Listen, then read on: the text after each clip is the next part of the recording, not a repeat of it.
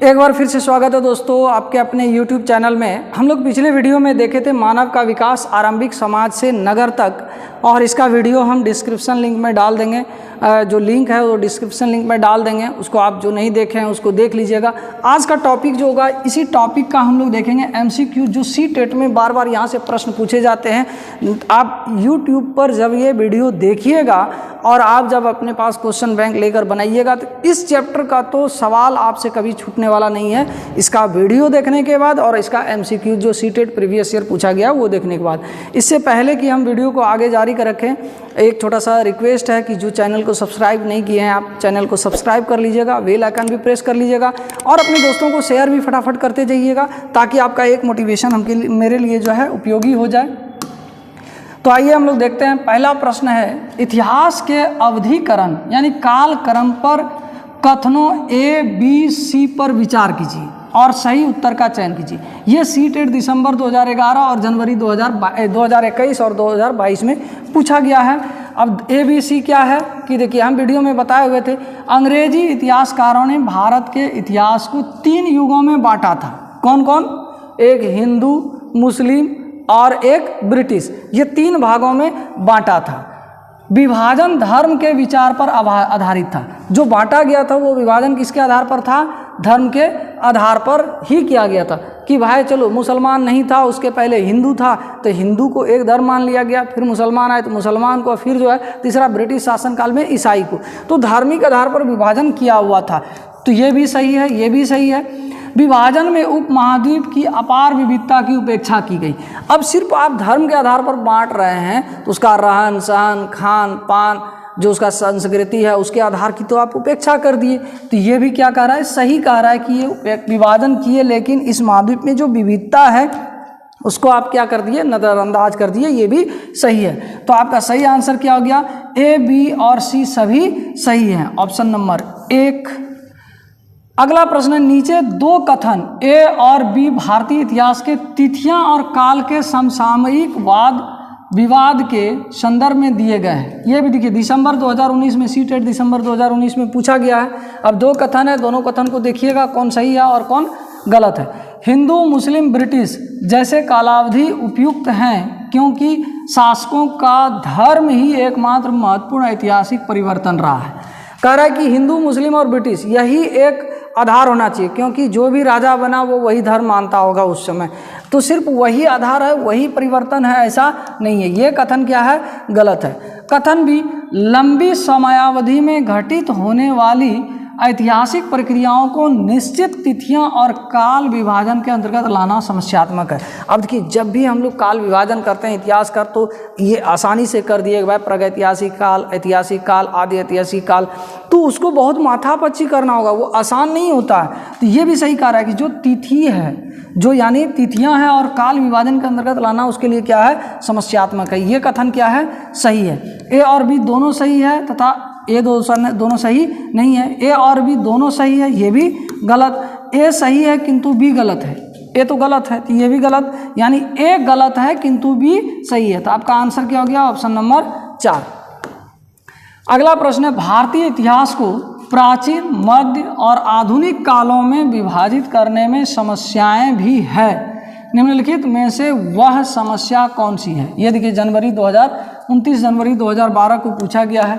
अब देखिए, ये बांटना तो समस्या है, प्राचीन भारत, मध्य भारत और आधुनिक भारत, ये 3 कालों में बांटना समस्या तो है। ये निम्नलिखित में से वह समस्या कौन सी है? त्रिविभाजन भारतीय राज्यों की क्रमिक गति को दर्शाता है। 3 काल भारतीय इतिहास को वर्णित करने के लिए अपर्याप्त है। यह संकल्पना पश्चिम से ली गई है, जहां आधुनिक कला, विज्ञान, तर्कना, लोकतंत्र, स्वतंत्रता और समानता से संबंधित है। ये इसलिए बांटा गया है प्राचीन, मध्य और आधुनिक, क्योंकि इसकी जो कॉन्सेप्ट है, इसका कॉन्सेप्ट पश्चिम से लिया गया, पश्चिमी देशों से लिया गया है, जिसमें सब कुछ देखा गया। क्या देखा गया? आधुनिक कला, विज्ञान, तर्कना, लोकतंत्र, स्वतंत्रता, समानता। इसके आधार पर तब जो है प्राचीन, मध्य और आधुनिक बांटा गया है, भागों में बांटा गया। तो इसका आंसर क्या हो गया? Option number 3। अगला प्रश्न है, पहले के पुरास्थलों में से एक पुरास्थल बुर्ज होम में खाना पकाने के लिए चूल्हों के चिन्ह मिले हैं। देखिए यह अभी पिछले वीडियो में आपको हम स्पष्ट बताए थे कि ये पूछा हुआ है और इस तरह का प्रश्न है पूछा हुआ। तो चूल्हा जो मिला है कहाँ से, बुर्ज होम में खाना बनाने के लिए चूल्हा। तो झोपड़ियों के अंदर, झोपड़ियों के बाहर, झोपड़ियों के अंदर और बाहर दोनों, नहीं झोपड़ियों से दूर, जब दोनों जगह पर मिला है, झोपड़ियों के अंदर और बाहर दोनों जगहों पर खाना पकाने के लिए चूल्हा मिला है। इसलिए कि लोग अलग अलग मौसम में खाना अलग अलग पकाते थे। क्यों? क्योंकि जैसे बरसात का सीजन आ जाता होगा तो लोग बाहर पकाने में असमर्थ हो जाते होंगे, दिक्कत होता होगा तो अंदर बनाता होगा, और जब अंदर गर्मी का दिन होता होगा तो अंदर में बनाने में गर्मी लगती होगी तो बाहर बनाते होंगे। तो इसलिए वहाँ पर जो है चूल्हा क्या मिला है, झोपड़ी के अंदर और बाहर दोनों जगहों पर। आपका आंसर हो गया ऑप्शन नंबर 3। अगला प्रश्न है, आरंभिक मानव के पाषाण काल पुरास्थलों का पुरास्थलों से प्राप्त परमाणु के साथ मिला है। ओह, यहाँ कुछ मिस्टेक है, प्राप्त सामग्री के साथ मिला है। जो भी सामग्री मिला है उसके आधार पर मिलान करें। देखिए कुरनूल, आपको बताए थे कि कुरनूल जो है ये आंध्र प्रदेश में है। यहाँ पर क्या मिलता है, राख के अवशेष। क्या मिले हैं, राख के अवशेष। तो देखिए राख के अवशेष कहाँ हैं, यानी ये भस्म, भस्म क्या वही राख है। भीमबेटका, आपको बताया होंगे वीडियो में, भीमबेटका में क्या है कि वहाँ पर गुफा है और गुफा में वो लोग रहते थे उस समय। तो क्या हो गया, गुफाएं और कंदराएं।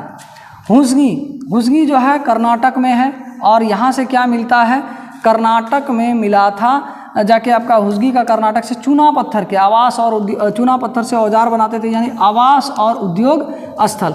पटने, पटने जो महाराष्ट्र में है, आपको बताया होंगे पिछले वीडियो में कि पटने जो महाराष्ट्र में है वहाँ पर शुतुरमुर्ग के अंडे मिले हैं, अंडे के छिलके, और उस अंडे के छिलके पर क्या है, पेंटिंग्स किया हुआ है, चित्रांकन किया हुआ है। तो अब इसके आधार पर आप यहाँ मिला लीजिए, ए का 2, ए का 2 इसमें है नहीं, बी का 3, बी का 3, सी का 4, सी का 4। तो इस तरह हमारा ऑप्शन क्या हो गया, आंसर ऑप्शन नंबर 3। अगला प्रश्न है, कथन ए और कथन बी वाला है। लगभग 12,000 साल पहले भारत में कई क्षेत्रों में गर्मी बढ़ने के कारण घास वाले मैदान बनने लगे। देखिए ये क्या होता है कि मध्य पाषाण, मध्य पाषाण जब हम आपको पिछली वीडियो में बताएंगे, मध्य पाषाण काल में वहाँ पर जो है पर्यावरणीय बदलाव होता है, यानी कई क्षेत्रों में गर्मी बढ़ गया, गर्मी बढ़ गया तो घास, बारिश वगैरह हो गया, बारिश होने से घास का मैदान बनने लगे, जंगल बनने लगे। तो ये क्या है, सही है, 12,000 साल पहले की बात है। तो मध्य पाषाण काल कब है, 12,000 बीपी, यानी बिफोर प्रेजेंट। कथन भी, हिरन, बारहसिंगा, बकरी, भेड़ और मवेशी जैसे जानवरों की संख्या बढ़ी। जाहिर है कि घास का मैदान बढ़ा तो जो शाकाहारी जानवर हैं उसकी संख्या बढ़ गई। तो यह क्या है, दोनों सही है, नहीं दोनों सही है, ए और बी दोनों सही है, तथा ए का कारण बी है, ए का कारण बी है, यानी ए का कारण बी। ए का कारण बी थोड़ा सा अजीब नहीं है कि यानी बी का कारण ए होगा, कि बी ये इसलिए ऐसा हुआ कि क्योंकि ए हुआ, नहीं। तो ये वाला हमारा क्या हो गया, गलत हो गया। ए और बी दोनों सही है किंतु ए का कारण बी है, ए का कारण क्या है, बी है। ए का कारण नहीं है, बी का कारण होना चाहिए एक ठो में। तो ये बी का कारण क्या है, ए नहीं है। थोड़ा ऑप्शन में मिस्टेक हो गया है, ऑप्शन में ये 6 का ये क्या होगा, ए और बी दोनों सही है किंतु बी का कारण ए है, ए है, या ये वाला ऑप्शन हो गया। तो इसका आंसर क्या हो गया, ऑप्शन नंबर 2। अगला प्रश्न है, निम्नलिखित का मिलान कीजिए। देखिए ये दिसंबर 2019 में पूछा हुआ है, हम सिर्फ पूछे हुए, एक साल लिखे हुए हैं जरूर है, लेकिन ऐसे प्रश्न हमेशा सीटेट में रिपीट बार बार होता है। तो नर्मदा घाटी, नर्मदा घाटी में क्या है, आखेटक और खाद्य संग्राहक। यहाँ पहले नर्मदा घाटी में लोग आखेटक और संग्रहण करते थे, यानी आखेटक मतलब शिकार और संग्रहण मतलब जमा करना। बज्जी, बज्जी में जो थे ये आरंभिक गणतंत्र था, गणतंत्र स्थापित हो गया था पूरे विश्व में बज्जी में सबसे पहले। गारो की पहाड़ियाँ, गारो की पहाड़ियाँ जो है ये क्या था, यहाँ के लोग आरंभिक कृषि करना सीख गए थे। और गंगा घाटी, गंगा घाटी में जो है लगभग 2500 वर्ष पूर्व के शहर, यहाँ 2500 वर्ष पहले जो है लोग बसना, शहर बसाना शुरू कर दिए थे। सिंधु घाटी और उसकी सहायक नदियाँ, इसमें क्या था कि ये प्रथम नगर, सिंधु घाटी में जो था ये प्रथम नगर था। इसके आधार पर अब मैचिंग कर लीजिए, ए का 2, ए का 2 यहाँ है, तो इसका आंसर क्या होगा, ऑप्शन नंबर 2। अगला प्रश्न है, भारत में आरंभिक मानवों पर समझ के लिए निम्नलिखित में से किस एक प्राथमिक स्रोत माना जा सकता है। यानी मानव जो है पहली बार समझदार हो गए थे ये किसके आधार पर, कांगड़ा शैली की चित्रकला पर, गिरनार का शैल अभिलेख, पादशाहनामा चित्रकला, मध्य प्रदेश का शैल चित्रकला। ये वाला ये क्या है, प्रारंभिक पूछ रहा है तो ये सबसे पहले नहीं, मध्य प्रदेश का भीमबेटका, बार बार बोल रहे हैं कि भीमबेटका वाला तो एकदम रहेगा ही। भीमबेटका वहाँ पर लोग समझदार हो गए थे और क्या करने लगे थे, पत्थरों पर चित्र वगैरह बनाने लगे थे। इसके अलावा भीमबेटका जो है 2004 में यूनेस्को ने क्या किया था, विश्व धरोहर की सूची में शामिल कर लिया था। इसके अलावा भीमबेटका क्या था, ये प्राकृतिक गुफा था, यानी आवासीय गुफा, लोग रहते थे। तो इतने सारे चीज़ हैं, इसमें याद रखिएगा। इसका आंसर हो गया ऑप्शन नंबर 4।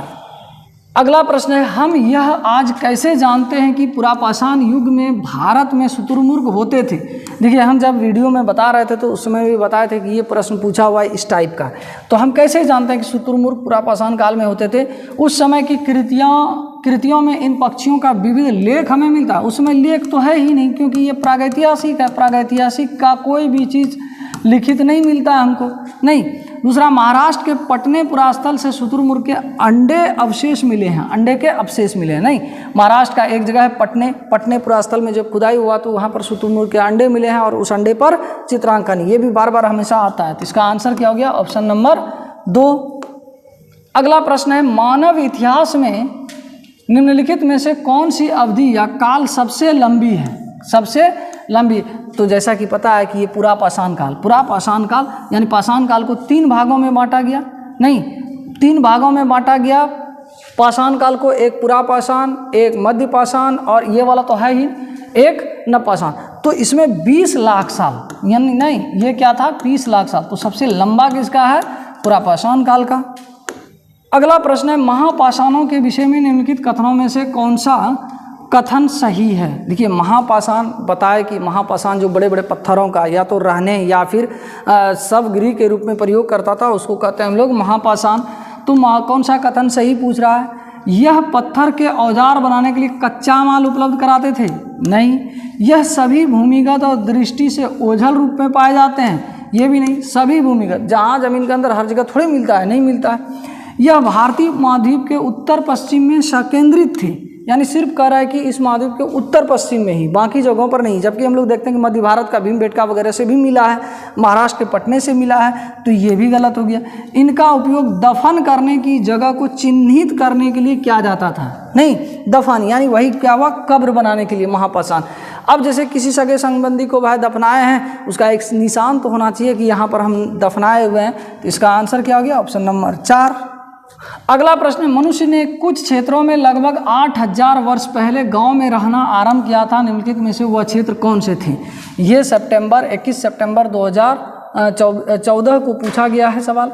नर्मदा के आसपास के क्षेत्र, सुलेमान तथा किरथर पहाड़ियाँ, गंगा तथा यमुना दोआब, दक्कन तथा कोंकण क्षेत्र। इसका आंसर क्या होगा, ऑप्शन नंबर 2 यानी सुलेमान तथा किरथर पहाड़ियाँ। ये जो अफगानिस्तान और पाकिस्तान के आसपास के क्षेत्र हैं, पहाड़ी हैं, सुलेमान तथा किरथर पहाड़ियाँ। वहाँ लोग 8000 वर्ष पहले गांव में बसना प्रारंभ कर दिए थे। तो इसका आंसर हो गया ऑप्शन नंबर 2।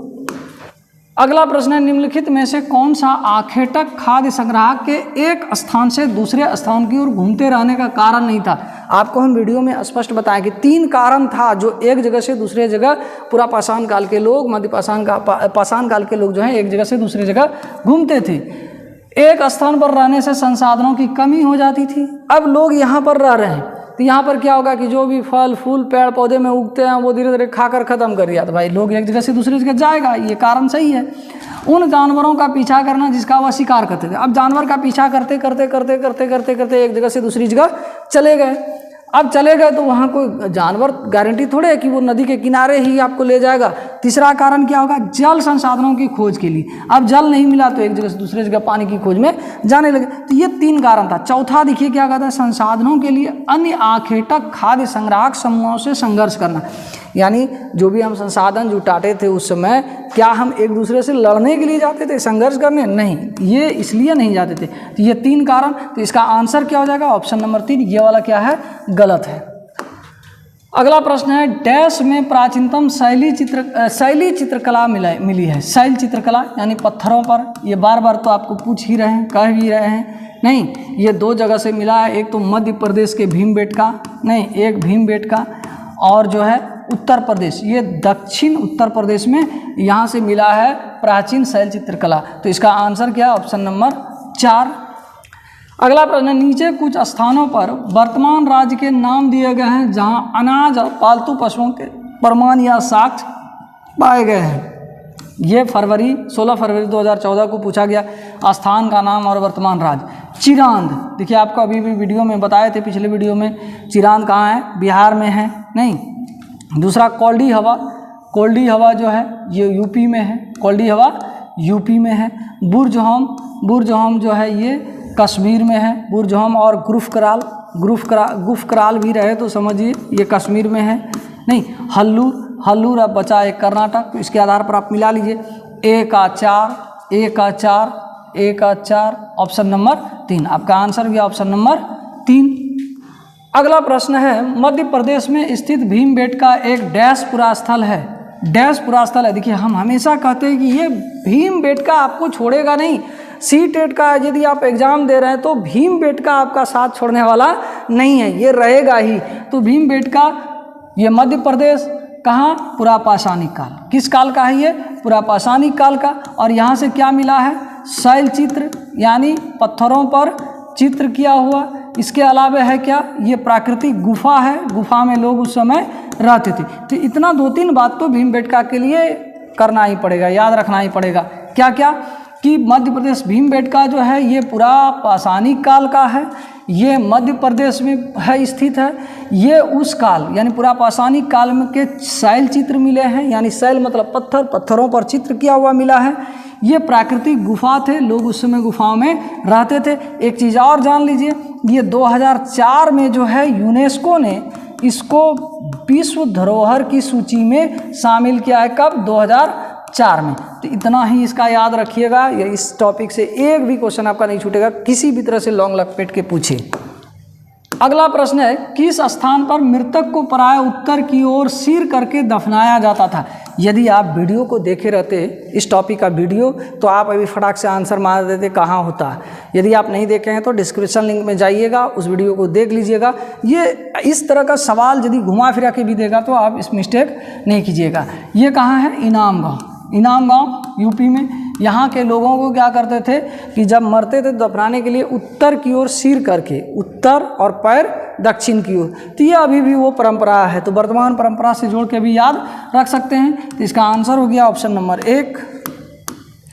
तो ये था आज का महत्वपूर्ण टॉपिक, जो मानव का विकास प्रारंभिक समाज से नगर तक का MCQ, जो सीटेट प्रीवियस ईयर में बार बार प्रश्न पूछे जाते हैं। और ये प्रश्न आपका 2-3 प्रश्न इस टॉपिक से हमेशा रहता ही है। तो वीडियो देखने के लिए बहुत बहुत धन्यवाद। और वीडियो यदि उपयोगी लगे तो अभी भी तो लाइक कर सकते हैं, और सब्सक्राइब करना भूल गए हैं तो सब्सक्राइब कर लीजिएगा। मिलते हैं अगले वीडियो में, तब तक के लिए जय हिंद, जय भारत।